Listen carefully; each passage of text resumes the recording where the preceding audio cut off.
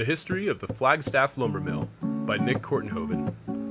The Riordan family first established themselves in Flagstaff, Arizona in 1884 when the oldest of three brothers, Dennis Matthew Riordan, became general manager of Air Lumber Company, which was established in 1881 following the high demand for railroad ties for the Atlantic Pacific Rail Line project.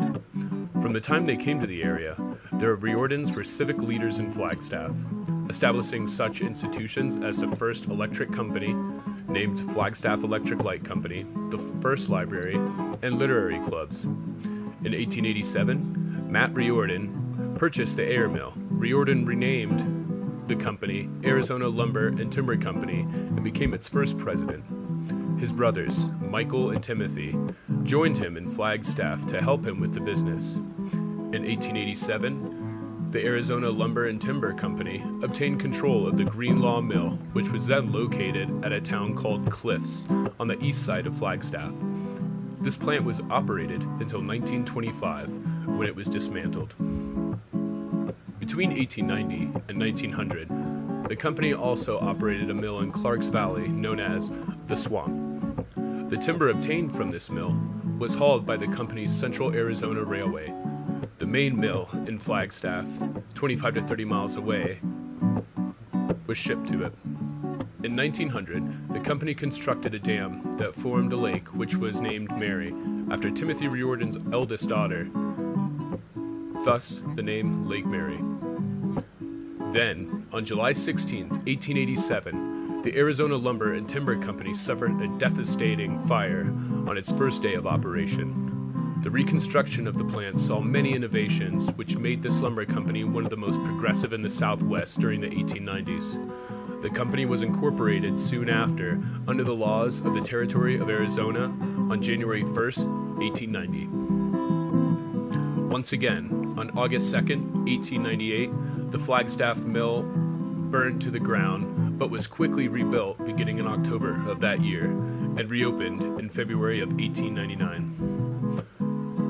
20 days after the latter fire, on August 23, 1898, Dennis Matt Riordan sold his interest in the Arizona Lumber and Timber Company to his brothers Tim and Mike, as well as his general manager, Frederick W. Sison.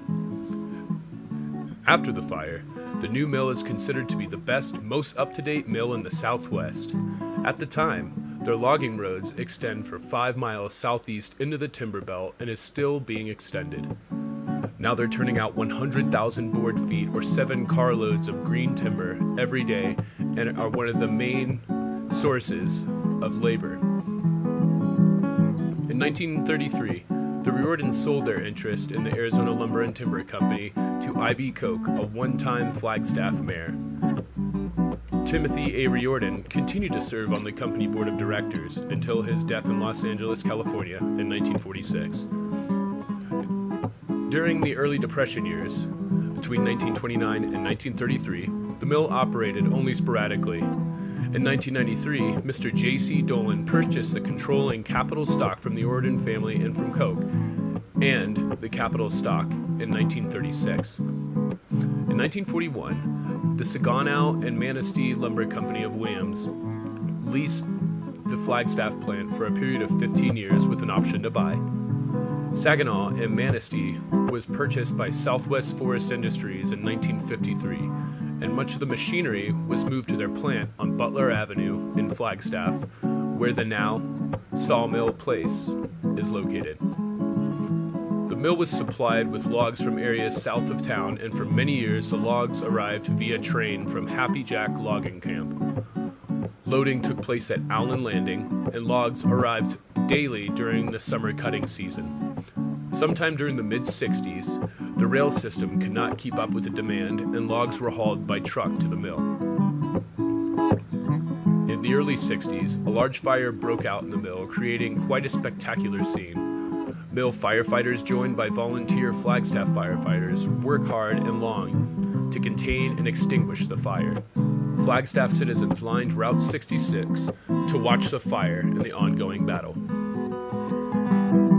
The same site later became Stone Forest Industries in 1991. Stone Forest Industries closed the Flagstaff operations on May 15, 1993, predominantly because of the coming extinction of the Mexican spotted owl and it losing its habitat because of deforestation in the area. The Arizona Lumber and Timber Company will forever remain an important part of our history in Flagstaff. It provided workers with stable jobs and is a central reason for Flagstaff's early success.